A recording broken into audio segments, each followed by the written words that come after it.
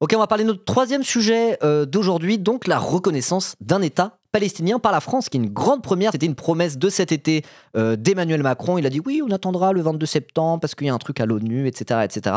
Donc il me semble que ce soir d'ailleurs, donc là on est aujourd'hui lundi 22 septembre, il me semble d'ailleurs que ce soir il y aura un discours d'Emmanuel Macron, mais je suis pas tout à fait sûr. En tout cas, c'est officiel. La France reconnaît un État palestinien.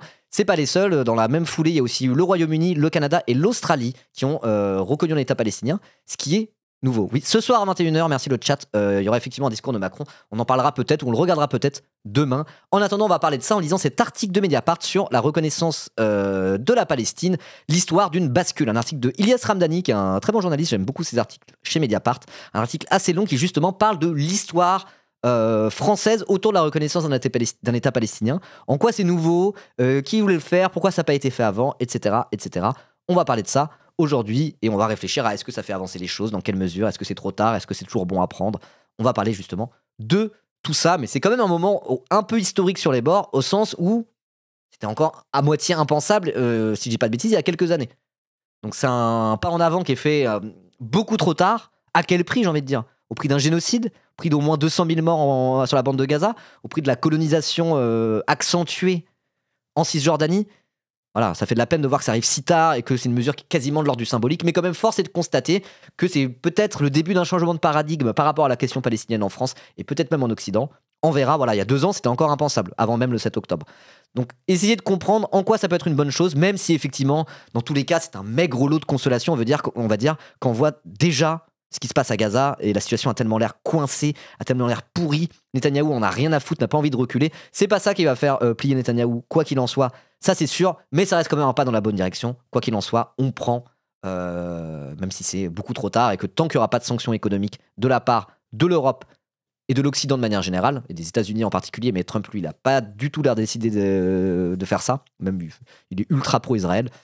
Donc on verra ce qui se passe dans les prochains mois, peut-être même dans les prochaines années par rapport à la Palestine. En tout cas, ça peut donner de la force au camp pro-palestinien et pour ça, on est en droit de se réjouir de cette nouvelle, même si voilà, c'est une réjouissance qui est, j'ai pas l'expression quoi, qui est douce amère, voilà, douce amère. Alors avant de commencer l'article, je voulais vous montrer ça. Voilà, il y a eu toute la polémique, notamment autour d'Olivier Faure, figurez-vous. Olivier Faure qui avait dit ça serait bien que toutes les mairies mettent un drapeau palestinien le 22 septembre pour célébrer la reconnaissance d'un État palestinien qui est historique, etc., etc.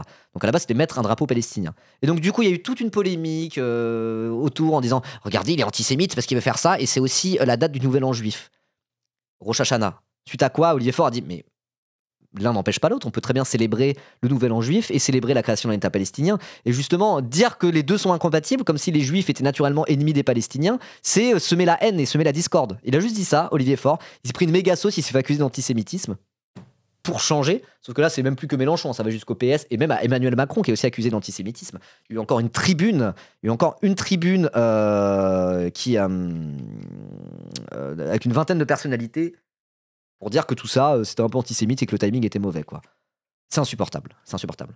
Karim Bouamran, je crois le député PS. Alors oui, il y a Karim Bouamran qui a eu aussi il n'y a pas eu une polémique autour de lui, mais à côté de ça, Karim Bouamran, qui est un mec du PS, et lui c'est vraiment PS aile droite, hein, il est plus à droite que fort dans les discours, etc., etc.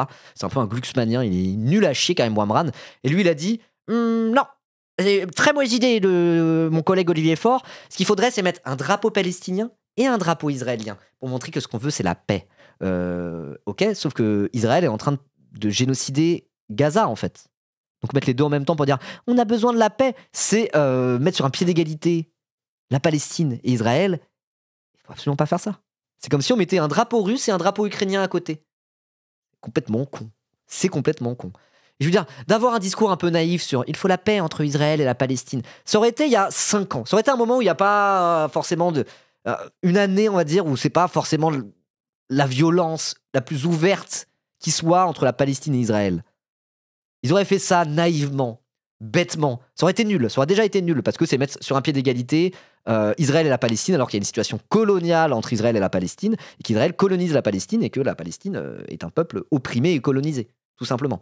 Donc déjà, il y a quelques années, ça aurait été d'une naïveté absolument nulle, mais de le faire en ce moment, alors qu'on voit des images tous les jours du génocide à Gaza, c'est une honte. C'est une putain de honte. C'est une putain de honte. Bref, et donc même la Tour Eiffel excusez du peu, était à l'image de la Palestine, mais aussi d'Israël, quoi. C'est complètement con. Et donc ça, c'est un peu l'idée de Karim Bouamran, du PS, du Parti Socialiste, qui avait proposé de le faire sur la mairie de Saint-Ouen, car il est lui-même maire de Saint-Ouen. Voilà. Et donc, il y a eu un communiqué de la France Insoumise, d'ailleurs, qui condamne, qui critique Karim Bouamran par rapport à tout ça.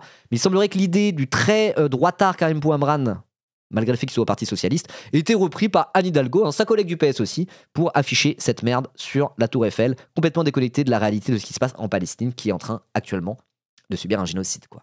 Donc c'est très très chaud ce qui se passe. Enfin, c'est très très chaud ce qui se passe à Gaza déjà, avant tout. Mais on voit bien que la France, encore une fois, n'est pas à la hauteur et que même quand la France reconnaît un État palestinien, la ville de Paris, symbole de la France, surtout dans un pays aussi centralisé autour de Paris que la France, héritage du centralisme jacobin issu de la Révolution française. Vraiment, c'est un symbole, la Tour Eiffel, vous le savez, c'est la France.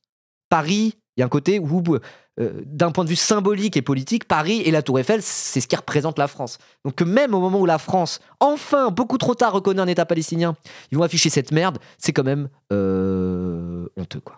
C'est honteux. Ouais, je dirais même plus. Quelle indignité. Quelle indignité. Et là où Olivier Faure a été plutôt digne pour le coup là-dessus, même s'il fait partie du PS, force est de constater que là-dessus, bon, voilà, pareil, soutien critique à Olivier Faure là-dessus, de dire il faut hisser les drapeaux palestiniens sur toutes les mairies de France par rapport à ça, et le fait qu'il soit pris une sauce et qu'il soit fait traiter d'antisémite par tout un tas de connards, malgré le fait qu'il soit au PS, bon, il y a un côté où on va dire soutien très très critique, parce que ça reste Olivier Faure et le PS, et effectivement, c'est des connards. Mais, je veux dire, même au sein du PS, Anne Hidalgo, Karim Bouamran, ils sont même pas sur cette ligne-là, quoi, donc ça craint du cul. Ça craint du cul. Bref, c'est de la com, mais tout est de la com en politique, très souvent. Tout est de la com. Non, mais c'est juste que des gens qu'on n'aime pas se retrouvent de gré ou de force à défendre des positions proches des nôtres. Moi, je fais partie de ceux qui disent c'est un bon signal.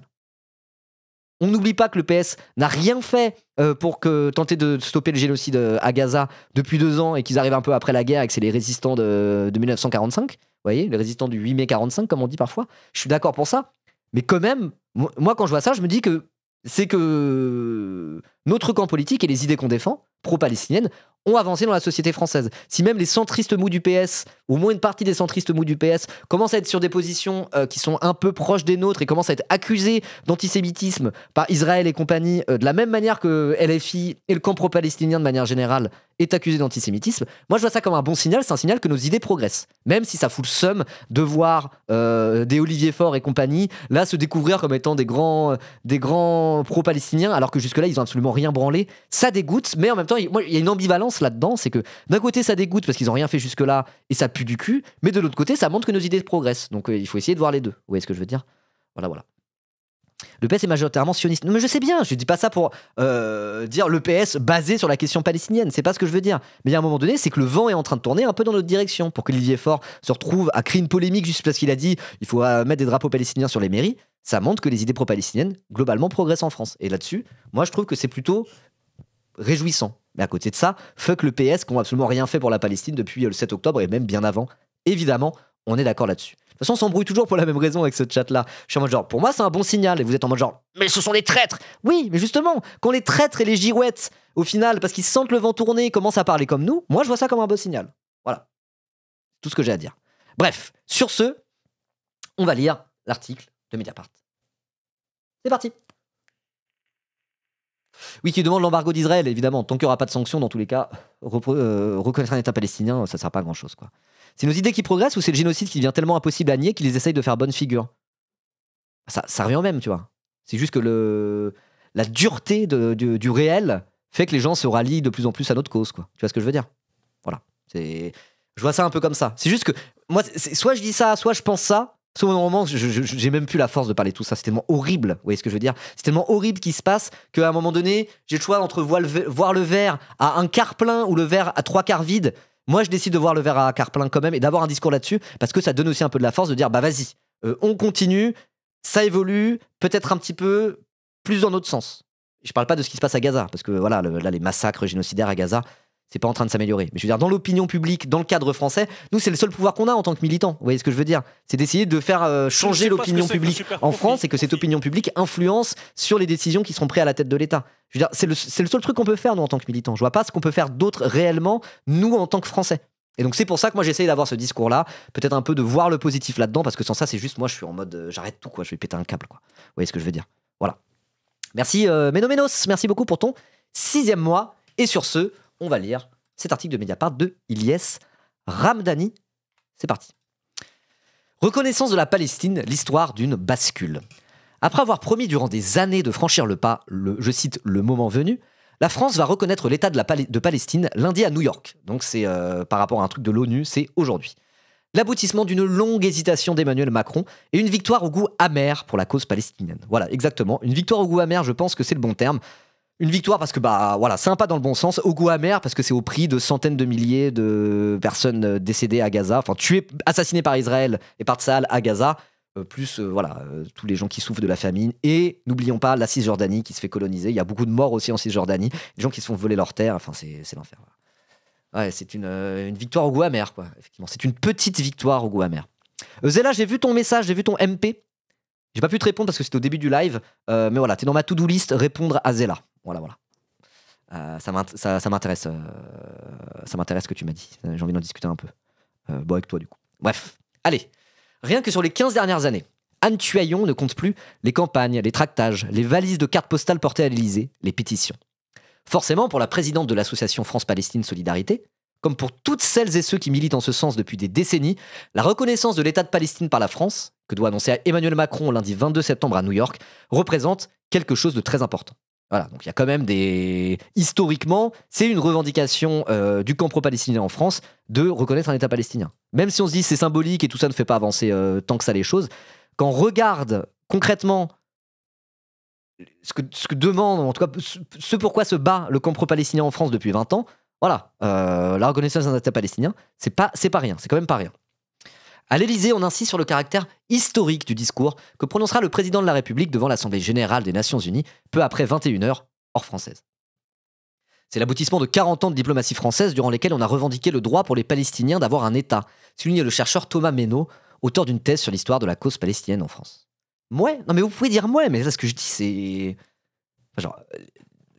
Ce que je dis, c'est le camp pro-palestinien en France existe depuis des décennies et des décennies. Quand je dis c'est une demande, ça fait partie des choses que demande le camp pro-palestinien en France depuis des années.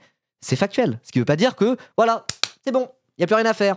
C'est pas ce que je veux dire. Voilà, c'est une petite victoire, c'est un petit pas dans la bonne direction. Mais quand tu regardes concrètement dans le contexte français, c'est pas rien. Ce qui ne veut pas dire que ça va régler le souci, je sais pas comment dire. Ça va pas régler la situation en Palestine. Évidemment. Et évidemment que Macron se sert de ça pour se redorer la pilule à l'international et avoir son moment un peu gaulien, etc. Voilà.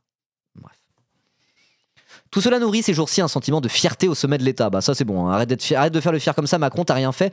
Tu pourras faire le fier, on pourra dire soutien critique à Macron le jour où vraiment tu décideras de faire des vraies sanctions économiques contre Israël. Là pour le coup, ça commencera à parler. En attendant, voilà, on prend, mais... Crois pas qu'on est reconnaissant par rapport à ça. T'aurais dû le faire déjà il y a au moins un an. Au moins grand minimum, il y a un an et demi, 2 ans, quoi. T'aurais dû le faire à un moment donné où ça commence à le faire en Europe, quoi. En même temps que l'Irlande, par exemple. Bref. Les conseillers d'Emmanuel Macron appellent à voir dans la liste des 142 pays qui se sont associés à la déclaration de New York cet été la performance impressionnante de la diplomatie française. Un conseiller de l'exécutif tente même un parallèle avec le discours de Dominique de Villepin condamnant en 2003, sous la présidence de Jacques Chirac, l'intervention américaine en Irak. Donc vous connaissez probablement ce discours de Dominique de Villepin en 2003. Ça a été la grande fierté de la France à l'international de tenir ce discours et surtout de décider de ne pas s'engager avec les États-Unis et d'autres pays européens comme par exemple le Royaume-Uni, qui était encore dans l'Union européenne à l'époque, dans cette guerre de 2003 en Irak qui était une guerre... sur des prétextes complètement fallacieux, l'impérialisme américain dans tout ce qui se fait de pire, quoi. La France est honorée ce jour-là en décidant de ne pas se joindre aux Américains, et c'est Dominique de Villepin qui a porté, évidemment, à l'ONU, ce discours qui a eu une standing ovation, ce qui est très, très rare à l'ONU. Donc c'est ça, il essaie d'avoir son moment de Villepin, son moment un peu gaulien. Bon, bref. J'espère qu'il va dire Netanyahou est un dangereux et qu'il a un mandat d'arrêt international. Je pense pas que ça ira jusque-là, quoi, mais... Enfin, moi, ce que j'essaye de voir, pareil, quand on regarde, c'était quoi le discours il y a encore 1 an par rapport à Israël, 1 an et demi, c'était le discours du soutien conditionnel à Israël, quoi. En vrai, le discours a changé en Europe. Le discours est en train de changer en Occident. Le discours est en train de changer, même chez les macronistes. Moi, ça me donne juste envie de réfléchir à c'est quoi la prochaine étape. À partir de là, comment on peut encore aller plus loin, peut-être que la prochaine étape, ça va être des sanctions économiques pour de vrai. Vous voyez ce que je veux dire? Donc moi, je vois ça quand même comme un pas dans la bonne direction, même si évidemment, ça va pas régler la situation en Palestine. Bref. Et il faut pas. Je veux dire, on peut saluer le fait que c'est un pas dans la bonne direction et que par rapport à la lutte pour la Palestine dans le contexte français, c'est pas rien, tout en disant et tout en rappelant que Macron a été une merde par rapport à toute cette situation depuis le début et qu'on va pas lui lancer des fleurs pour ça et que ça arrive beaucoup trop tard et que tout ça reste à peu près du symbolique et qu'il n'a pas intérêt à se faire mousser pour cette décision. Voilà, pour moi, on peut dire les deux, on peut articuler un discours qui dit les deux en même temps, quoi. Voilà. Ouais, mais là, il a fait une interview pour une télé israélienne où il était en mode « Je fais ça aussi pour redorer l'image d'Israël ». On en parlera après. Mais oui, évidemment, c'est Macron qui fait du en même temps. Ça pue la merde. Voilà. Je salue pas Macron pour ces décisions-là, mais moi, je suis en mode... Enfin, je comprends pas ce que vous essayez de dire par rapport à ça. Vous essayez de dire que je fais mon macroniste, là, et que je suis un peu idéaliste par rapport à ça. Bon, bref, je vais continuer de lire. C'est pas grave. À l'évocation de ce parallèle, l'ancien Premier ministre soupire. Donc on parle de Dominique de Villepin. Le premier devoir d'une diplomatie, c'est le devoir de lucidité, pense Dominique de Villepin. On ne peut pas vouloir mettre en scène ou orchestrer un moment diplomatique en oubliant qu'un génocide est en train de se dérouler à Gaza. Et c'est là que le bas de la séquence new-yorkaise, comme disent les stratèges en communication, blesse. Et effectivement, Dominique Villepin a raison. Dire ça, à côté, il n'est pas en train de dire il y a un génocide à Gaza, il faut que les choses s'arrêtent. Vous voyez ce que je veux dire? C'est ce que vous dites aussi sur le chat, on est bien d'accord là-dessus. Bref. Même chez les héros de la cause palestinienne en France, la reconnaissance du 22 septembre a un arrière-goût d'amertume, tout à fait. Une victoire, certes, mais trop tardive pour être célébrée, disant en substance celles et ceux qui poussent depuis des années pour que l'Élysée franchise le pas. Pour l'instant, ce n'est que du domaine du symbole, note Anne Tuaillon. Si on en reste là, il ne s'agit que de reconnaître un État colonisé et un peuple qui vit sous apartheid. Ça revient à ne rien reconnaître du tout. Ça serait même une entrave à l'autodétermination des Palestiniens. Tout à fait, encore une fois, c'est un tout petit pas dans la bonne direction, mais ça serait bien de, comme les ONG le disent depuis des années, et notamment depuis ce changement constitutionnel de 2020, je me souviens plus exactement, c'est un état d'apartheid, etc., etc. Va falloir aller plus loin là-dessus, sans ça, au bout d'un moment, ça ne servira à rien. Un scepticisme qui hérisse l'exécutif, déçu que le geste du chef de l'État ne recueille pas plus de soutien au sein des franges pro-palestiniennes du monde politique, associatif ou culturel. Mais Emmanuel Macron, faut arrêter de nous prendre pour des bouffons, normalement.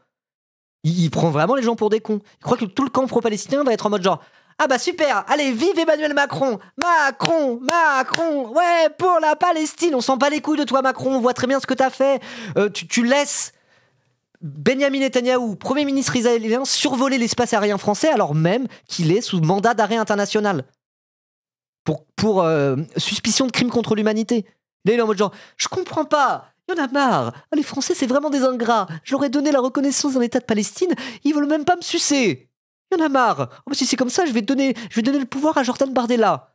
Voilà. Il a failli donner le pouvoir à Bardella pour tenter de les ridiculiser et de les mettre en cohabitation où ils montreront leur incompétence pour venir derrière. Au moment de la dissolution, il y a une espèce de plan de coup de billard à 3 bandes où il voulait installer le RN à Matignon. Et là, après, il est en mode oh, je comprends pas. Ils sont super ingrats, les Français. La gauche, il vit même pas, alors que maintenant, je suis pro-palestinien. Ah ouais, quand t'as voulu nommer le RN à l'Assemblée, à Matignon, en leur faisant une passe décisive au moment de la dissolution nationale, alors même que le RN, alors même que le Rassemblement national est encore en mode full pro-israélien, à dire que les Gazaouis, c'est des terroristes et qu'il faut un peu aller flinguer tout ça, et qu'ils sont contre la reconnaissance d'un État de Palestine, et que c'est les pires turbo-sionistes de l'enfer, full soutien Netanyahou. T'as essayé de les installer à Matignon et tu crois que le camp de la gauche, le camp pro-palestinien, va commencer à te sucer parce que au moins 2 ans trop tard, tu fais la reconnaissance d'un État palestinien. Est-ce que Macron serait pas en train de prendre les pro-palestiniens pour des espèces d'abrutis finis? C'est la question que je vous pose. La réponse est oui. Macron, quoi. Il pense vraiment que ça va changer quelque chose? Il pense vraiment que son moment Dominique de Villepin va faire que, on va dire, le camp pro-palestinien le respecte au moins autant qu'on respecte un Dominique de Villepin par rapport à la question palestinienne? Non. On voit que là dans ton jeu, Macron, va te faire foutre. On prend la reconnaissance d'un État palestinien, c'est cool. Enfin, c'est cool. On prend, mais on va pas te dire que c'est grâce à toi. Ça, clairement pas. Tu l'as fait déjà beaucoup trop tard. Voilà. Bref. Merci Vargui pour ton 17e mois. Voilà, là, on est plus d'accord, le chat. Là, quand je dis ça, vous êtes d'accord avec moi. Vous n'êtes pas dire oui, je te trouve un peu naïf. On est d'accord. Voilà. Juste laissez-moi dérouler mon discours. Avant de me faire des procès en mollesse. Bref. J'en étais où? Oui, donc voilà. l'exécutif est en mode genre oh non, je comprends pas, pourquoi le geste de Macron ne recueille pas plus de soutien du camp pro-palestinien.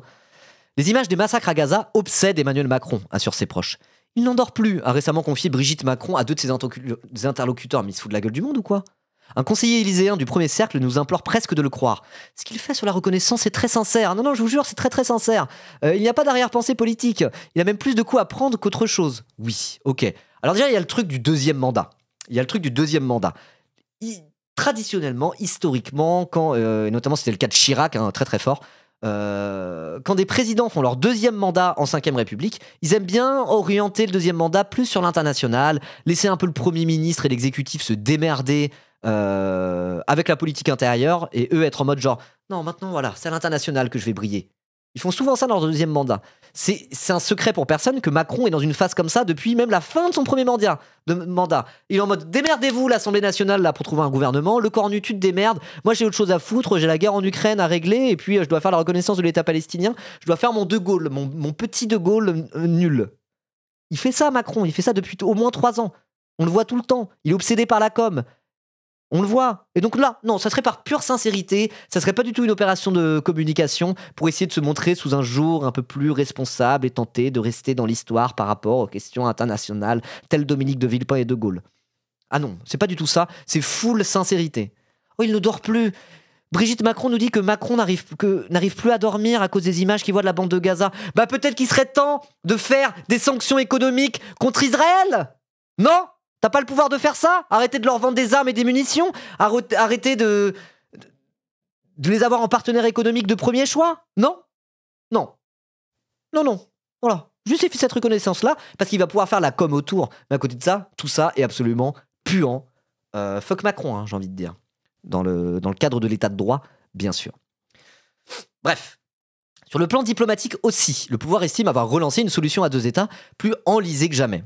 Après le double échec du processus des accords d'Oslo en 1993 et de la tentative amorcée par Donald Trump lors de son premier mandat à la tête des États-Unis, matérialisée par les accords d'Abraham qui n'ont fait au final que normaliser la présence d'Israël ici et puis mettre la question palestinienne sous le tapis, notamment en normalisant les relations israéliennes avec l'Arabie Saoudite ou le Maroc, mais l'Arabie Saoudite est un acteur très important dans la région. Voilà à quoi ça a servi les accords d'Abraham. Ça n'a pas servi, par rapport à la Palestine, ça n'a servi à rien les accords d'Abraham. Voilà. Donc quand on parle de solution à 2 États, etc., d'un côté, ça peut être normaliser la présence israélienne et notamment les rapports économiques en Israël avec d'autres acteurs de la région, comme tenter de faire avancer, au moins par un petit pas, la cause palestinienne. Vous voyez ? Donc quand c'est Trump ou Macron qui font la reconnaissance d'un État palestinien, ils le font de manière presque un peu pro-israélienne malgré tout. Mais quand même, force est de constater que Netanyahou et les Américains ont dit de Macron que c'est un antisémite et un soutien du Hamas par rapport à la reconnaissance de l'État de Palestine. Bon, donc tout ça, encore une fois, tout ça est un cirque, quoi. Tout ça est un cirque. Lundi, la France devrait faire partie des 10 pays ayant reconnu l'État de Palestine en l'espace de 48 heures. Le Royaume-Uni, le Canada et l'Australie ont franchi le pas dimanche après-midi. 150 pays dans le monde l'ont déjà fait, donc quasiment l'intégralité des pays du Sud, entre guillemets, et très peu de pays occidentaux, mais de plus en plus. L'ancien ambassadeur Michel Duclos, pourtant sévère sur la portée de la décision française, n'en salue pas moins une forme d'exploit diplomatique. Tous ceux qui disaient que la France n'a plus de capacité d'entraînement se sont trompés, pointe l'ancien diplomate, désormais expert à l'Institut Montaigne et auteur de Diplomatie française. L'exécutif y voit le résultat de l'implication personnelle d'Emmanuel Macron et de Jean-Noël Barrot, son ministre des Affaires étrangères. Alors c'est vrai qu'il y a une séquence qui a été ouverte par Macron et Jean-Noël Barrot sur la reconnaissance d'un État palestinien, et à la base c'était pas prévu forcément que le Canada, l'Australie et le Royaume-Uni fassent de même, et c'est un peu la séquence qui a été ouverte par la France, etc. Donc pareil, on prend, mais Emmanuel Macron, c'est évident qu'il fait ça pour son petit intérêt personnel et se redorer la pilule. Et ben vous savez quoi, ça ne marche pas, il est toujours aussi impopulaire malgré tout. Peut-être que les gens voient très bien un petit peu quel animal politique est Macron, et en fait on tombe pas dans ces opérations de com absolument ridicules. Donc on prend pour la reconnaissance d'un État de Palestine, on prend. C'est bien que les Royaume-Uni, le Canada et l'Australie aient emboîté le pas à la France, on prend, c'est très bien, mais Macron croit pas qu'on va te remercier pour ça. Dans tous les cas, casse-toi, ça dégage. Citation. Le président y passe désormais une grande partie de son temps, note son entourage.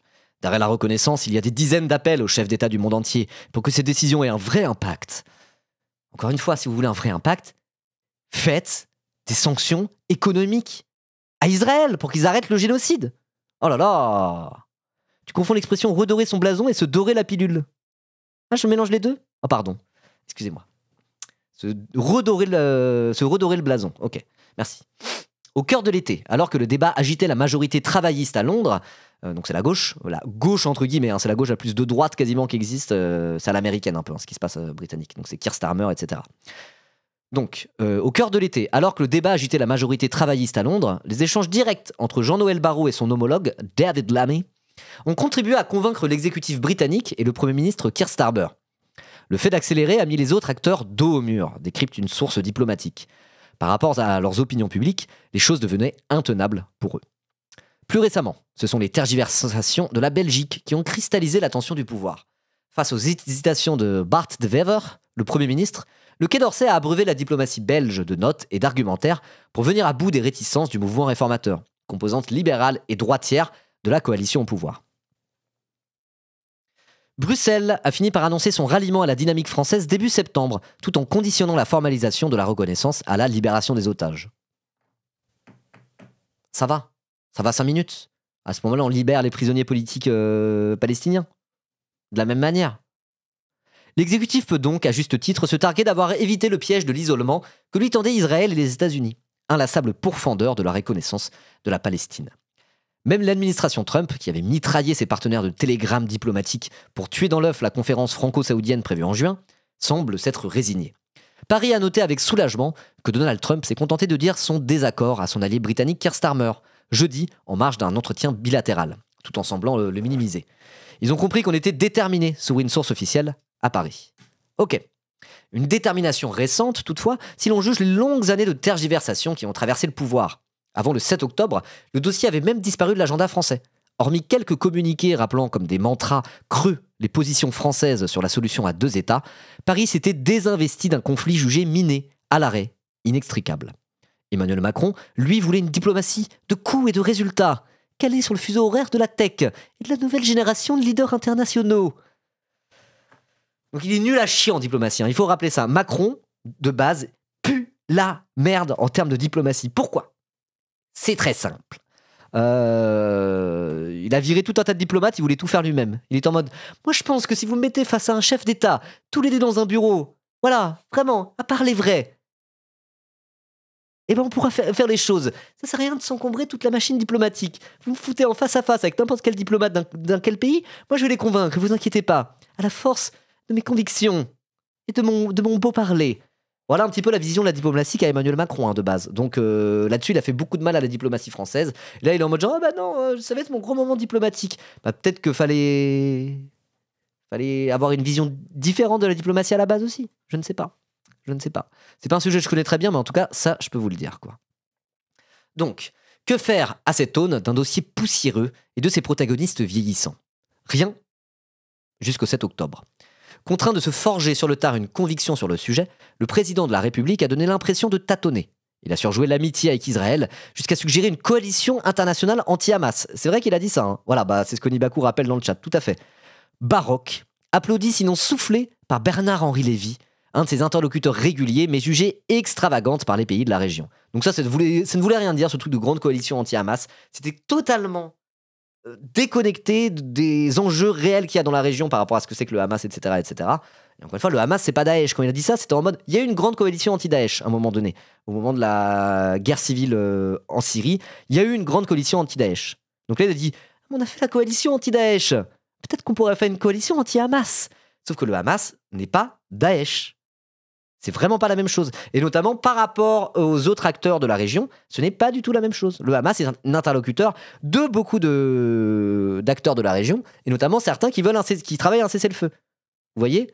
Genre, quand il y a des négociations entre Israël et le Hamas, il y a des négociations avec le Hamas. Dedans, il y a l'Arabie Saoudite, les États-Unis et l'Égypte qui prennent part à ces négociations. Il n'y a pas d'équivalent avec Daesh. Daesh, ils sont en mode, on est pour établir un califat islamique sur toute la région, et on va buter tout le monde pour arriver à le faire. Il n'y a jamais eu de diplomatie ou de quoi que ce soit, d'interlocuteur chez Daesh. Et donc, du coup, Macron qui arrive et qui dit, on va faire une coalition internationale anti-Hamas, sur le modèle de ce qu'on a fait avec l'État islamique. Donc, Daesh, c'était complètement con. Ça montre bien que Macron, il suit le sens du vent, il dit tout et n'importe quoi. Il se trouve que là, bah, du coup, il fait la reconnaissance d'un État palestinien. Il s'est trouvé un petit peu sa nouvelle lubie par rapport à ça. Tout ça est intéressé de sa part. Et encore pas si longtemps, il était là, c'est avec Bernard-Henri Lévy à dire de la merde sur le sujet, quoi. Bref. Depuis, le président de la République tente de dessiner une ligne d'équilibre à coups de revirements successifs. Dans ce dossier, il a procédé par essai-erreur, note le diplomate Michel Duclos.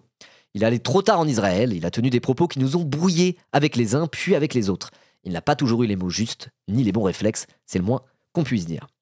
La question de la reconnaissance a procédé de la même valse hésitation, dixit l'ancien Premier ministre Dominique de Villepin, qui lui là-dessus, sur Gaza et sur Israël, est plutôt solide. Si vraiment il y a une qualité qu'on peut trouver à Dominique de Villepin, vous le savez, c'est ses positions diplomatiques et internationales. Voilà, soutien critique par rapport à lui uniquement pour ça. Sur le reste, c'est un homme de droite et vous verrez que s'il tente de se présenter à la présidentielle 2027, il va arriver, ça va être un immense droitard sur tout, sauf peut-être sur l'international. Donc faut pas se laisser avoir par ses belles paroles. Effectivement, en termes de diplomatie, en termes d'international, il y a un discours qui fait du bien quand on voit un petit peu ce qui se passe dans les médias actuellement. Mais sorti de ça, c'est un droitard tout pourri. Hein. Donc voilà, allez pas vous enamourer de Dominique de Villepin pour autant. Mais là-dessus, c'est vrai qu'il a une parole qui est quand même nettement plus digne que la moyenne. Lorsqu'il décide de ressortir des tiroirs cette vieille revendication palestinienne, Macron, le chef de l'État, imagine un grand mouvement international, sorte de remake des accords d'Abraham. D'un côté, la France mènerait une coalition de pays occidentaux reconnaisseurs. De l'autre, l'Arabie Saoudite, co-organisatrice de la conférence onusienne, convaincrait plusieurs puissances arabes de reconnaître l'existence d'Israël. Donc encore une fois, voilà, sur le modèle macroniste de la reconnaissance d'un État palestinien, c'est pas juste par rapport au génocide à Gaza, c'est aussi pour normaliser l'existence sous sa forme actuelle d'Israël au Moyen-Orient. Bon, Israël sous sa forme actuelle, il y a quand même des gros problèmes, évidemment. À l'époque, Emmanuel... C'est quoi le mot que je cherche? Quand je dis ça, c'est une litote, non? Un pléonasme? Non. Une litote? Bon, c'est le... Voilà. C'est la figure de style où je dis ça, il y a quand même des gros problèmes. C'est une façon... un euphémisme, merci, je l'avais plus. C'est un euphémisme, évidemment. Bref. À l'époque, Emmanuel Macron est convaincu que l'opération peut embarquer ses partenaires et, avantage non négligeable, séduire un Donald Trump avide de ses deals internationaux. La réalité rattrape vite les rêves élyséens, exprimés sans ambiguïté par l'Arabie Saoudite. Hors de question de normaliser les relations entre Israël et les pays arabes au milieu des massacres commis à Gaza. On n'a pas réussi à faire traction sur les autres acteurs, reconnaît une source diplomatique. Bah oui! Ah bon? Normal! Je veux dire, les accords d'Abraham, la normalisation notamment, les accords d'Abraham, c'est beaucoup la normalisation d'Israël avec l'Arabie Saoudite et d'autres pays, notamment le Maroc. Ok? Ça s'est fait dans un contexte où c'était pas l'horreur génocidaire à Gaza qu'on voit là. Alors c'était déjà sous blocus, hein, il y avait déjà des morts à Gaza, il y avait déjà la colonisation en Cisjordanie. Ça a pas commencé, tout ça n'a pas commencé le 7 octobre. Évidemment. Mais quand on voit quand même la tournure que ça a pris depuis le 7 octobre en termes d'intensité des violences et de politique littéralement génocidaire et qualifiée en tant que telle par énormément d'organismes internationaux, c'est pas la même chose. Et donc même là, l'Arabie Saoudite, qui était prête à normaliser ses relations avec Israël pour des raisons de business en réalité, parce que la question palestinienne avait été un peu aussi mise sous le tapis par Netanyahou, on en parlait beaucoup moins, et force est de constater que c'était pas l'intensité de violence qu'on a actuellement, voilà, l'Arabie Saoudite était prête à normaliser ses relations avec Israël, dans le cadre de ce qu'on appelle justement les accords d'Abraham, à l'époque de Trump, entre 2016 et 2020. Ok, mais là, la situation a quand même beaucoup changé, quoi. A beaucoup changé. Donc la France, elle est en mode genre, ah non, on aimerait bien faire comme en 2018. Ou en 2020, je sais plus. Allez vous faire foutre, il y a un génocide à Gaza. Allô? Allô? Oui, on a dit bonjour à BAMF18, Funk Wizard. On l'a déjà dit. Bref. Le déplacement d'Égypte, début avril 2025, marque au dire de ses proches une bascule. La rencontre avec des personnes blessées à Gaza, puis avec des personnels humanitaires à Al-Arish, finit de convaincre le chef de l'État de changer de pied. Dans l'avion du retour, il profite d'une interview à France 5 pour annoncer sa décision. À la surprise d'une grande partie de ses conseillers et ministres, je le ferai, lance-t-il. Ok. Moi, je me souviens à cette époque, on s'était un peu embrouillé avec le chat. J'avais dit, moi, en vrai, je pense qu'ils vont le faire. Je pense qu'ils vont le faire parce que ça mange pas de pain, en vérité, c'est un petit peu symbolique. Mais moi, je pense que là, la situation est tellement pourrie et tellement infâme à Gaza que je pense qu'ils vont quand même le faire. Et je me souviens qu'il y avait une bonne. On a fait un sondage, il y avait plus de la moitié du chat, vous étiez en mode, jamais de la vie il le fait, c'est que de la com. Il va retourner à son fusil d'épaule. Et ben, j'avais raison. Voilà, c'est tout ce que j'ai à dire. J'avais raison. Et maintenant qu'il le fait, il y a une partie du chat qui est en mode de toute façon, ça ne change rien à rien. Il le fait pour la com. Bah oui, c'est ce que je disais. Bref, je sais pas pourquoi je ricane. C'est que j'aime bien me dire, vous voyez, j'avais raison au chat. Bref. En tout cas, on est d'accord que tout ça n'est que de la com côté Macron, même si encore une fois, bon, on prend. Mais on suce pas pour autant Macron, hein. Évidemment. Bref. Une première tentative en juin est annulée à la dernière minute. La décision de Benyamin Netanyahou, le Premier ministre d'Israël, de bombarder l'Iran quelques jours auparavant, conduit la France et l'Arabie Saoudite à reporter leur raout. Paris et Riyad finissent par s'accorder sur une nouvelle date fin septembre, un délai qui paraît une éternité vu de Paris, alors que les pressions s'accentuent pour saboter la dynamique enclenchée. Le gouvernement israélien multiplie les menaces de représailles, évoquant même de parachever l'annexion de la Cisjordanie si la France allait au bout de sa démarche. Pendant que Benyamin Netanyahou met en scène sa rupture avec le président français, la décision d'Emmanuel Macron suscite son lot de critiques en France. Les représentants de la communauté juive, en tête desquels les dirigeants du Conseil représentatif des institutions juives de France, le fameux CRIF, font passer à l'Élysée un message simple. Ce n'est pas le moment de reconnaître la Palestine. Mais quand tu écoutes le CRIF, ce n'est jamais le moment de reconnaître la Palestine, donc stop. Et puis dire « Ah, c'est la communauté juive qui est représentée par le CRIF ». Le CRIF ne représente pas tous les juifs de France. Hein. Il y a énormément de juifs en France qui sont extrêmement critiques du CRIF, notamment pour leur position très, très, très pro-israélienne et très sioniste, quoi. Donc, not in my name, moi je le dis. Hein. Moi, je rappelle à toute fin utile, pour ceux qui me découvrent un peu aujourd'hui, moi j'ai le droit, si je veux, de prendre la double nationalité israélienne et d'aller vivre là-bas. Voilà, de faire ce qu'on appelle mon alia. Je suis suffisamment juif pour pouvoir le faire, même si moi, je ne suis que la moitié, il n'y a qu'un de mes deux parents. Bon bref, peu importe, je vais pas raconter toute ma life. Mais moi en tout cas, voilà, moi j'aurais le droit de prendre la double nationalité israélienne et d'aller vivre là-bas. C'est quand même une dinguerie, parce que je n'ai aucun lien avec ce pays, Dieu merci. Mais c'est quand même une dinguerie quand tu vois que des Palestiniens qui ont été chassés de leur terre en 48 et puis en 1967 n'ont pas le droit d'aller vivre là-bas. Moi j'ai le droit d'aller vivre là-bas. Voilà, j'ai plus le droit d'aller vivre là-bas que Rima Hassan, quoi. C'est quand même une dinguerie. Bref. Donc je suis en droit de dire not in my name. Le CRIF, not in my name. Si le CRIF représente les institutions juives les juifs de France, bah pas moi. Dégage le CRIF. Casse-toi. Voilà, voilà. J'ai un grand frère fush polonais, j'ai le droit aussi. T'as un grand frère juif polonais, mais toi t'es pas juif? C'est un demi-frère alors? Ou un adopté? Je sais pas. Vraiment, quand t'es juif, t'as le droit de prendre la double nationalité israélienne, etc. etc. Moi, je sais qu'en qualité de descendant de juifs déportés, je pourrais. Voilà, voilà. Je sais pas comment ça marche, le registre, pour savoir qui a le droit ou pas. Mais moi, je sais que voilà, il y a des documents précis qui disent que je suis descendant de juifs déportés. Donc, a priori, par rapport à ça, j'aurais le droit d'émigrer en Israël et de prendre la double nationalité. Voilà. C'est pas que par rapport à la mère ou quoi que ce soit. Il me semble que la juidité se transmet par la mère. Alors, c'est plus compliqué que ça en réalité. Ça dépend de ce que ça veut dire être juif. En vérité, c'est compliqué à définir. Historiquement, c'est plus si ta mère est juive, t'es juif. Il y a des gens qui considèrent que les vrais juifs, c'est si leur mère est juive et que moi, du coup, je serais pas un vrai juif. Mais par rapport à l'État d'Israël, moi, j'aurais le droit d'émigrer là-bas. En tout cas. Je suis suffisamment juif pour eux. Vous voyez ce que je veux dire? Et ça, historiquement, c'était pour être sûr que la mère était bien la mère. Parce que parfois, pour savoir qui était le père, il y a 1000 ans, c'était compliqué parfois de savoir qui était le père ou pas. Donc, il y a une règle un petit peu tacite qui a été établie de dire t'es juif quand ta mère est juive. Mais des fois, en vérité, c'est plus compliqué que ça. Déjà, qu'est-ce que c'est être juif? Est-ce que si tes deux parents sont juifs, t'es juif? C'est pas juste une religion, le judaïsme. Vous voyez? C'est aussi une culture. Parfois, on appelle ça une ethno-religion. Donc, voilà. Mais moi, en tout cas, je sais que j'aurais le droit d'avoir la double nationalité israélienne et de faire mon alia, si je le voulais. Si je le souhaitais, logiquement, je pourrais. Ça, je le sais. Et donc, c'est pour ça que je peux me permettre de dire parole de concerné. Le CRIF, allez vous faire foutre. Et puis, Israël, assassin, État colonial, génocide à Gaza. Voilà. Bref. Depuis les années 70 ou 80, désolé, je vous renifle dans les oreilles, excusez-moi. Depuis les années 70 ou 80, un clivage profond persiste sur le sujet, soulève l'historien Thomas Menneux. Déjà, lorsque Yasser Arafat visitait la France, le CRIF s'exprimait de manière très hostile. Donc Yasser Arafat, c'était un des leaders, c'était l'OLP? Non, c'était le Fatah? Ah, je me souviens plus.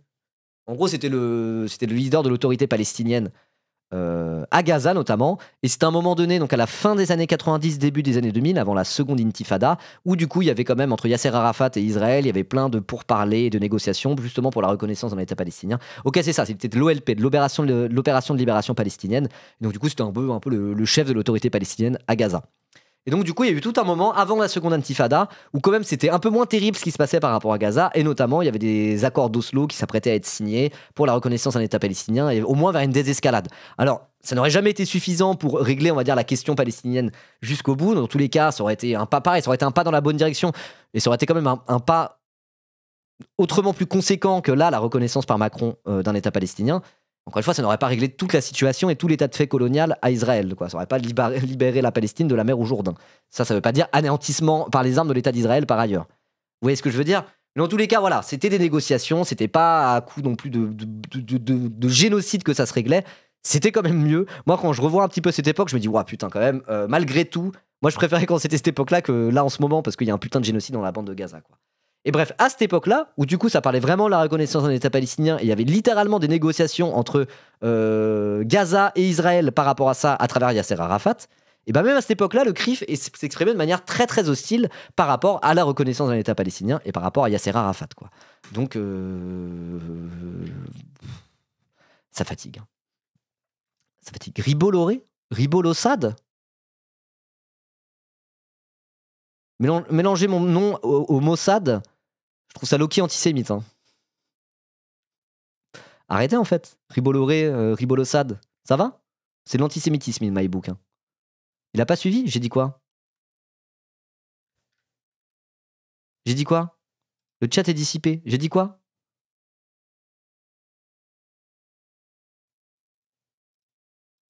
Ouais, la chaîne de VOD, la Stream Elements qui arrive au bon moment. Tout à fait, pensez à aller vous abonner à la chaîne de VOD.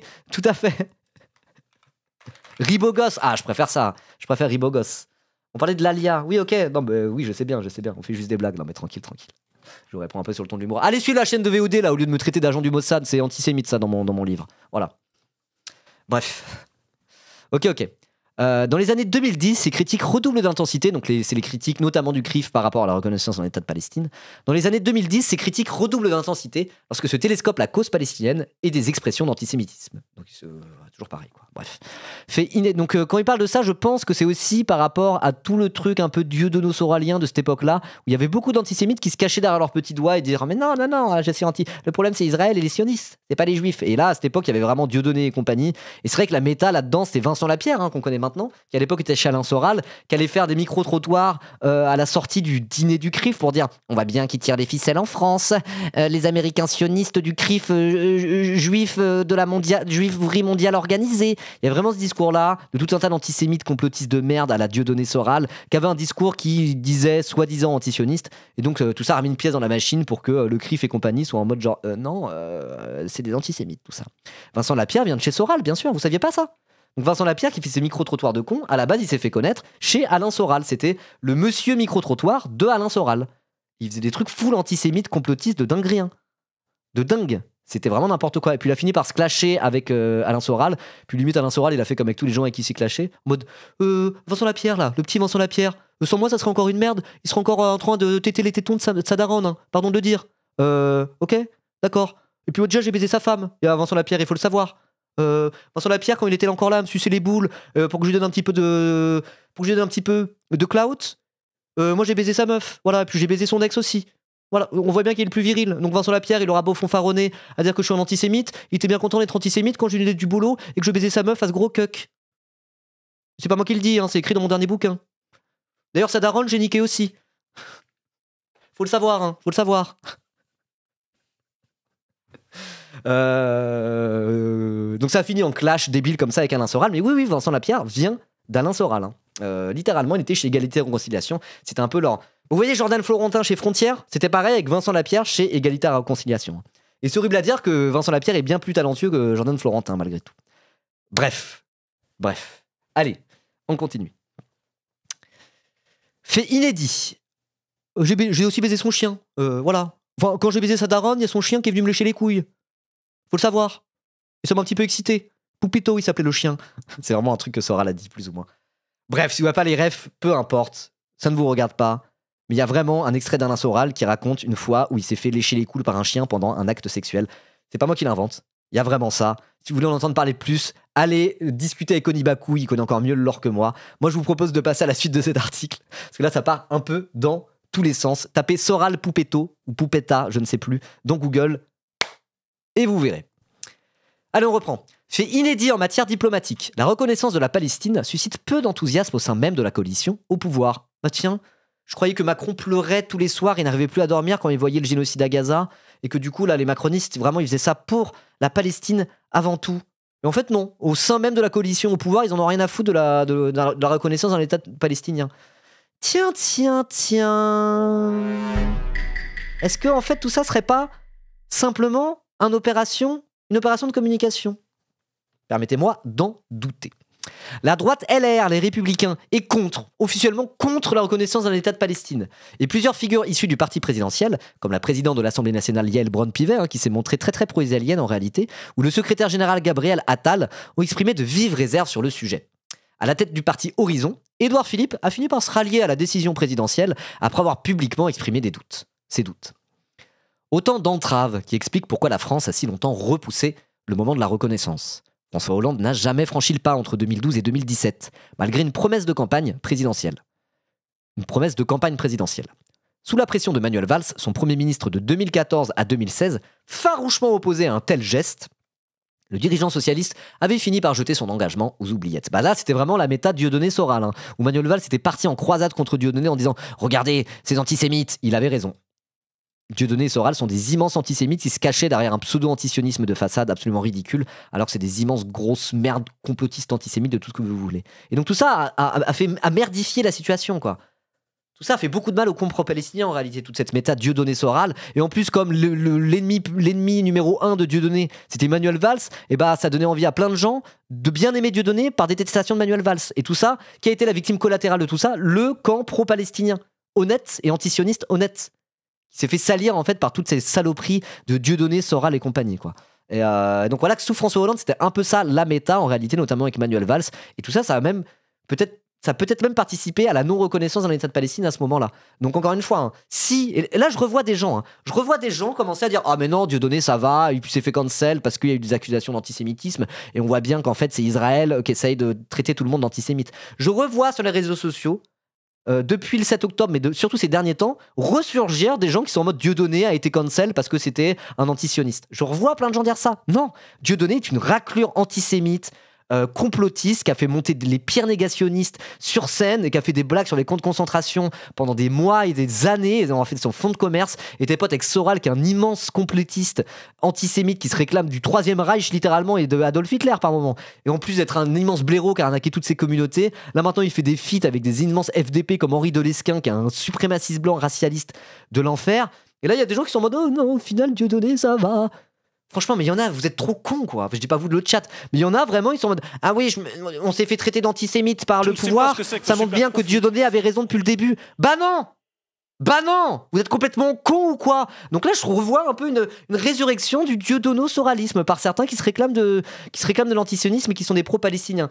Tous ceux qui sont comme ça, allez vous faire foutre. Quand on voit le mal qu'a fait Dieudonné Alain Soral au camp palestinien, au camp pro-palestinien ces dernières années, tous ceux qui sont là à dire bah vous voyez, au final Dieudonné avait raison, il s'est fait cancel comme nous. Allez vous faire enculer, vous êtes des ennemis du camp palestinien, des ennemis.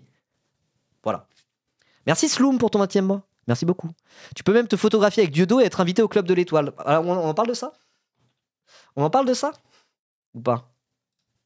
Vous avez suivi ça? Le dernier invité au Club de l'Étoile? Dans certains collectifs de gauche de streamers? On en parle de ça ou pas? Lumen FC, Clément de Lumen FC, a été invité au Club de l'Étoile par un certain collectif de streamers de gauche. 18 € l'entrée pour aller voir Lumen FC invité au Club de l'Étoile, ouais. Il a posté une photo de lui avec Dieudonné il y a moins de 48 heures.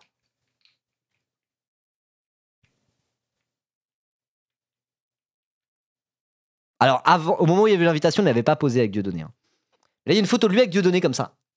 Il y a 48 heures. Il y a 48 heures, elle date la photo. Ou peut-être 72 heures, il y a moins de 3 jours. C'était cette semaine, enfin la semaine dernière.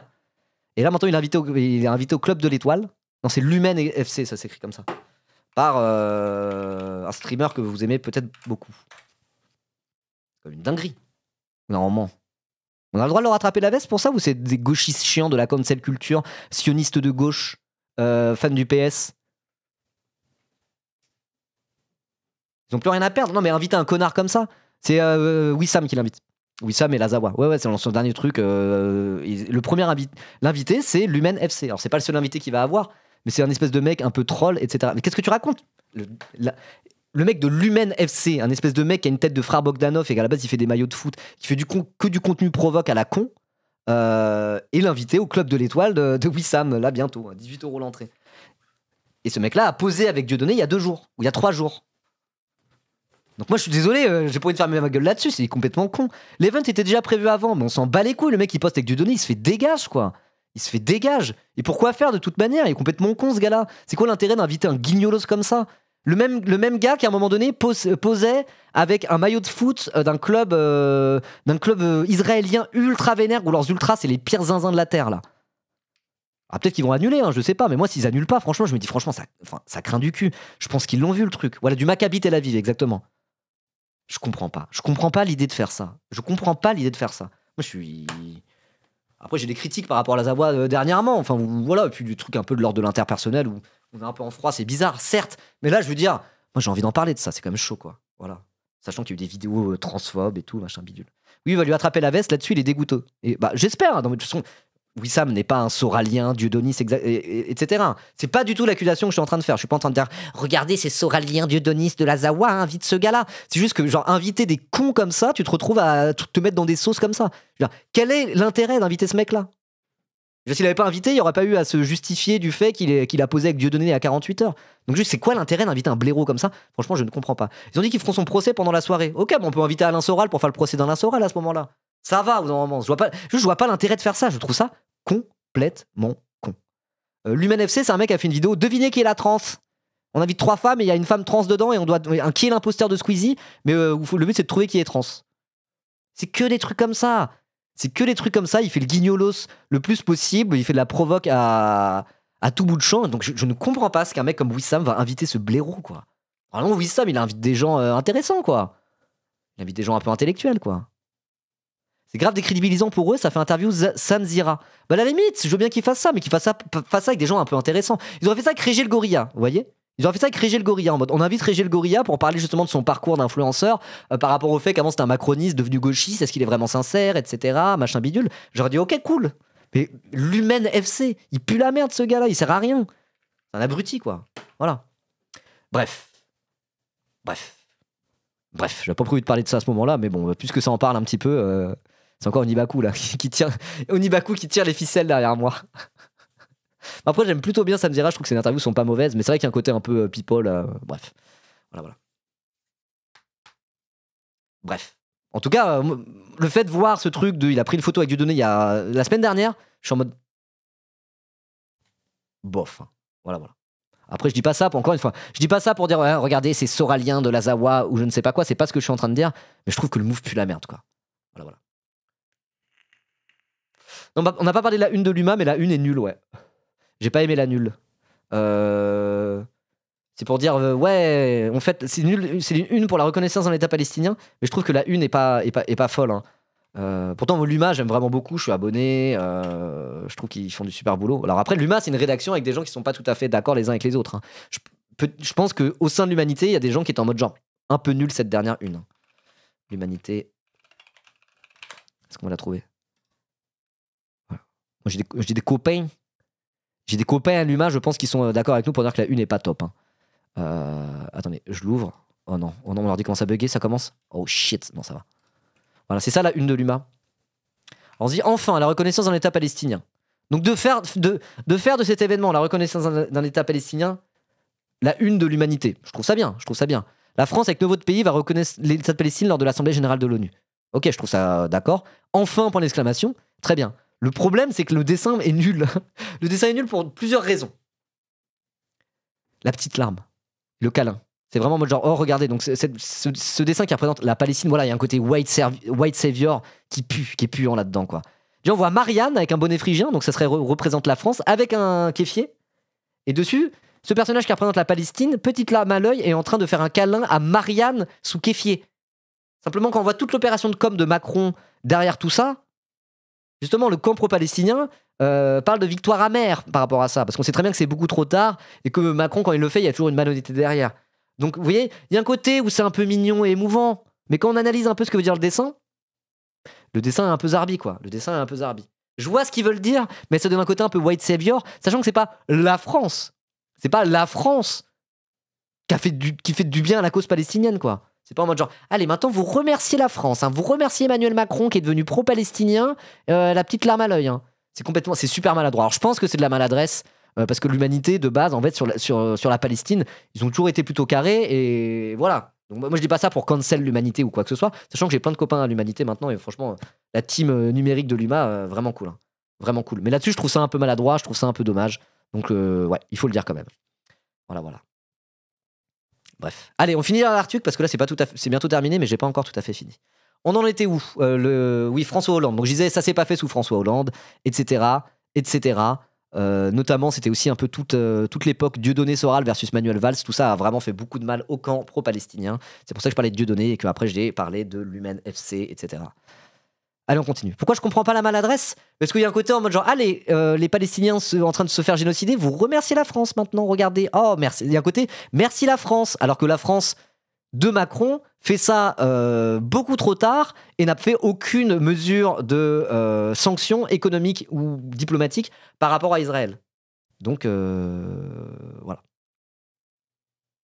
Allez voir le taf de Dugudus, même si Ribot a détruit ce dessin, il a fait un bon boulot sur la commune. Ah, mais je sais pas qui a fait ce dessin, mais j'imagine que d'habitude c'est très bien. Hein. De toute façon, en vrai, les dessins de presse et les trucs comme ça, et vend des armes, évidemment, quand je dis des sanctions diplomatiques et économiques, c'est arrêter de vendre des armes, typiquement. Donc, moi, j'ai jamais eu de problème spécialement avec les dessins de presse qu'il y a dans l'humanité. Mais juste ce dessin, je trouve qu'il est un peu à côté, je trouve qu'il est un peu nul. Voilà. Je vais le dire. Mais après, encore une fois, je pense que le mec qui a fait ce dessin, moi, je vois ça comme de la maladresse, je trouve que le dessin est foireux. Mais voilà. Ça veut pas dire que le gars qui a fait ça est un sale sioniste de merde pour autant. Voilà, osons doser, encore une fois. Allez, on va finir l'article rapidement, parce que là, ça fait longtemps qu'on est dessus. C'est parti. Donc, persuadé de l'inflammabilité du sujet, on parle toujours de la reconnaissance de l'État de Palestine, bien sûr, Emmanuel Macron consacre une grande partie de son temps, depuis 3 mois, à baliser la piste. Le président du CRIF, Jonathan Arfi, et le grand rabbin de France, Haïm Corsia, ont plusieurs fois été reçus à l'Élysée et au Quai d'Orsay. Un dîner a récemment été organisé en présence de personnalités juives, dont Alain Finkielkraut, Bernard-Henri Lévy ou Pascal Bruckner, pour expliquer sa décision selon l'entourage présidentiel. Genre, enfin, encore une fois, ça m'énerve, quoi. Macron, il est là en mode genre, j'ai besoin de parler à des juifs. Viens, Bernard-Henri Lévy. Bernard-Henri Lévy est censé être représentatif des juifs français. Allez vous faire foutre, normalement. Moi, je me sens un petit peu outré. Je suis suffisamment juif, même si encore une fois je suis pas le mec le plus juif de France pour autant. Moi je suis toujours un peu mal à l'aise pour parler de ça parce que genre j'ai pas du tout été élevé dans la culture juive ou quoi que ce soit. Ma part de judéité en moi elle est un petit peu bizarre, vous voyez ce que je veux dire. C'est pas évident quoi. Donc moi voilà, j'ai un nom de famille juif, je suis demi-juif on va dire. En tout cas dans mon histoire personnelle et mon histoire familiale, en tant que descendant de déportés juifs, de juifs déportés. Voilà, j'ai de la judéité en moi et quand ça parle politique par rapport à ça, je peux me revendiquer un petit peu comme étant juif, en moins partiellement. Vous voyez ce que je veux dire? Et genre, c'est un truc en mode. Mais je suis censé être représenté par Bernard-Henri Lévy? Mais non! Cassez-vous! Bon, bah, j'ai rien dit. Non, je suis pas juif. Je plaisante. Enfin, bref, vous voyez ce que je veux dire? C'est chiant, quoi. Oh là là! Oh! On va dire que Bernard-Henri Lévy représente les juifs de France. Dans mon livre, c'est antisémite. Je le prends mal, personnellement. Et Finkielkraut, j'en parle même pas. Bref. Rendez-vous à l'Élysée. Repas, coup de fil, SMS. Les formats se sont multipliés ces derniers temps pour rassurer les voix des plus sceptiques. De la même façon, Emmanuel Macron a reçu des personnalités musulmanes, comme le philosophe Rachid Benzine ou l'essayiste Hakim El Karoui. Je les connais pas, eux. C'est quoi, c'est le Bernard-Henri Lévy des musulmans ou ils sont basés, eux? Par Hanouna, du coup? Non, mais Hanouna, là, il n'a pas été invité à l'Élysée. Dire les juifs, vous êtes représentés par Hanouna? Pourquoi tu ramènes Hanouna à sa judéité comme ça, il disait 74? Là, j'ai dit ça parce que Bernard-Henri Lévy est invité à l'Élysée. Hein. Tu vois ce que je veux dire? Attention avec ça. Faites pas trop des blagues là-dessus, vous n'avez pas le pass. Oui, il y a l'imam Chalgoumi, c'est vrai. il y a Chalgoumi, c'est vrai, il y a Chalgoumi. T'as raison. Bref. Il tape la balle, il teste aussi ses argumentaires, sourit un de ses proches. On parle toujours de Macron. De façon plus sérieuse, la même source assure: le président est persuadé que ce sont des relais qui permettront demain d'apaiser les choses. C'est un sujet qui crée inévitablement des tensions. Sa mission, c'est de garantir l'unité de la nation. Alors après, si Macron arrive à convaincre Alain Finkielkraut et Bernard-Henri Lévy de défendre la reconnaissance dans l'État palestinien tout seul avec ses petites mains, bon, tant mieux, j'ai envie de dire tant mieux, mais bon, encore une fois, c'est qui ces interlocuteurs, quoi, c'est insupportable. Enfin, moi, ça m'est insupportable en tout cas. Et je dis ça en tant que concerné, quoi. Bref. Une détermination qui détonne avec la volonté gouvernementale d'interdire aux maires de pavoiser leur hôtel de ville du drapeau palestinien. Le 22 septembre, c'est aujourd'hui, comme on a donné l'instruction aux préfets et préfètes, le ministre de l'Intérieur démissionnaire Bruno Retailleau. Donc Bruno Retailleau, il a dit: il n'y aura pas de drapeau palestinien sur nos mairies. Pour une simple et bonne raison. Ici, c'est la France. C'est bleu, blanc, rouge ou rien. On va pas mettre des drapeaux de puissance étrangère vendus au Hamas, au terrorisme. Voilà. Si je me lèche les babines, c'est parce qu'il fait comme ça quand il parle. Je sais pas si vous l'avez remarqué, Retailleau. Il est tout le temps en train de se lécher les babines comme un homme lézard, c'est insupportable. Donc il a dit ça, Bruno Retailleau, il a fait des discours en mode non, les Palestiniens, c'est des terroristes en fait. On va pas mettre des drapeaux. Le drapeau ici, c'est bleu, blanc, rouge. On mettra aucun autre drapeau. Voilà. Alors qu'il y a plein de drapeaux ukrainiens qui ont été mis sur des mairies au moment où la Russie a commencé à envahir l'Ukraine. Et c'était très bien de le faire. Il n'y a aucun souci avec ça. Et donc là, ça va pas gêner. Par contre, ce drapeau palestinien, c'est non, probablement parce qu'il considère que les Palestiniens sont un peu trop arabes à son goût. Et c'est déjà, c'est quasiment Daesh, quoi. Bref, Retailleau, quoi. Donc on voit très bien l'espèce de deux poids, deux mesures. Macron, il est quand même en mode genre, oh, je comprends pas, pourquoi le camp pro-palestinien m'envoie pas des fleurs? À côté, je vais demander à mon ministre de l'Intérieur démissionnaire d'interdire de hisser des drapeaux palestiniens sur les mairies. Va te faire foutre au moment Macron, tu nous as vraiment pris pour des cons. On sera pas tes idiots utiles. Casse-toi. Voilà. Encore une fois, l'autorité, la reconnaissance d'un État palestinien, on prend. Macron, tu nous prends vraiment pour des couillons. Barre-toi. Voilà, voilà. Favorable à la décision présidentielle, l'ancienne diplomate Nathalie Loiseau, eurodéputée et cadre du parti Horizon, n'en reste pas moins interrogative. Les efforts diplomatiques ne sont jamais inutiles. Mais est-ce que ce n'est pas aussi la preuve d'une impuissance à changer les choses sur le terrain? Mais elle a quoi, Nathalie Loiseau, en ce moment? Elle a décidé d'être basée. Nathalie Loiseau, c'était la tête de liste aux européennes en 2019 pour les macronistes. Depuis, elle est eurodéputée Macronos. C'est plus ou moins une ancienne gudarde. Alors, enfin, c'est pas une gudarde, mais dans sa jeunesse, pendant 1 an, quand elle était étudiante à Sciences Po, elle s'est rapprochée d'un groupe étudiant qui était proche du GUD. Assez bizarre, cette meuf. Au final, c'est plus vraiment une facho. En tout cas, c'est pas plus une facho qu'une random macroniste. C'est-à-dire 10 à 15% de fascisme en elle, je dirais. Mais à côté de ça, là, les 2 dernières fois que j'ai entendu parler de Nathalie Loiseau, c'était pour dire des choses cool. C'était pour dire on fera pas 2 minutes de silence pour Charlie Kirk, ça va, ça dégage. Et elle s'est fait harceler par l'extrême droite, elle a reçu des menaces de mort pour ça. Ce qui nous fait un point commun avec Nathalie Loiseau, figurez-vous. Et là, elle est en mode genre, bon, bah c'est très bien, les efforts diplomatiques, c'est jamais inutile, mais bon, c'est la preuve d'une impuissance à changer les choses sur le terrain. Oui, je suis d'accord avec elle. Basée, Nathalie Loiseau, basée, pour le coup, là. Bizarre, hein. Elle a fait sa période GUD. Donc le GUD, c'est un groupuscule d'extrême droite vraiment ultra vénère, très souvent violent. Voilà. C'est très très chaud le GUD. Hein. C'est vraiment sur des milices fascistes de rue, on peut appeler ça comme ça, quoi.